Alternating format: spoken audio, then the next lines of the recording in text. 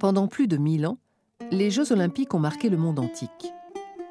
Tous les 4 ans, à partir de 776 avant Jésus-Christ, les Grecs de toutes les cités se réunissent à Olympie, sur les terres de la cité d'Élide, afin d'honorer Zeus, en pratiquant, entre autres rituels, des compétitions physiques.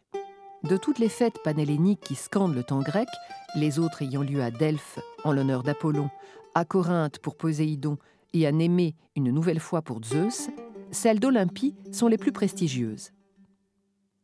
Au printemps d'une année olympique, des héros sacrés parcourent le monde grec afin d'inviter les cités à déposer les armes et à se rendre aux Jeux. Un mois avant le début des épreuves, les compétiteurs convergent vers Olympie afin de s'entraîner sous les yeux des juges qui vérifient leur droit à concourir. Les athlètes doivent être des hommes grecs libres et n'être coupables d'aucun crime et d'aucun sacrilège.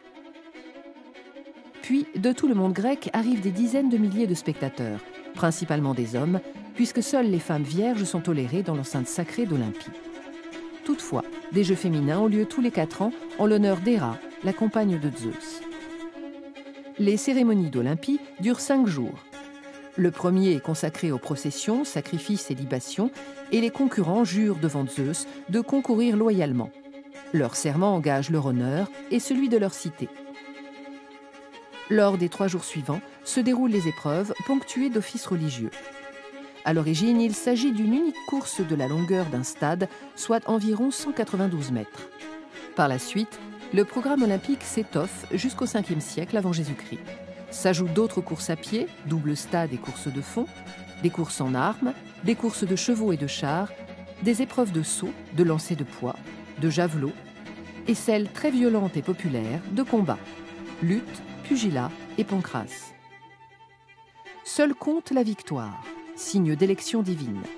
Chaque concours sacre uniquement le vainqueur qui reçoit une palme, puis un rameau de l'olivier sacré d'Olympie lors de la cérémonie finale du 5e jour.